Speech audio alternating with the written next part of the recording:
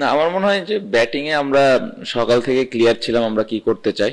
আমাদের অনেস্টলি ইচ্ছা ছিল আরো 15-20টা রান করার, বাট সামটাইমস আমার মনে হয় যে এরকম ব্রেভ ডিসিশন নেওয়াটাও জরুরি। টেস্ট টিমটা আমরা স্লোলি স্লোলি গ্রো করতেছে, ওপরের দিকে যাচ্ছে আমার মনে হয়। সো আমরা একটু সাহসী সিদ্ধান্ত নিয়েছি। আমার মনে হয় যে এটা সামনের দিকে আমাদেরকে হেল্প করবে এই সিদ্ধান্তটা।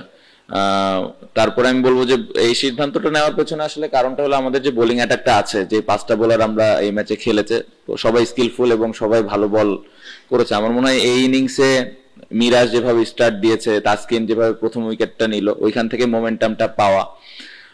তারপরে আমার মনে হয় যে তাইজুল ভাই মিডল ওভারে দারুণ বোলিং করেছে, ফার্স্ট ইনিংসে অতটা অপরচুনিটি পায়নি বোলিং করার।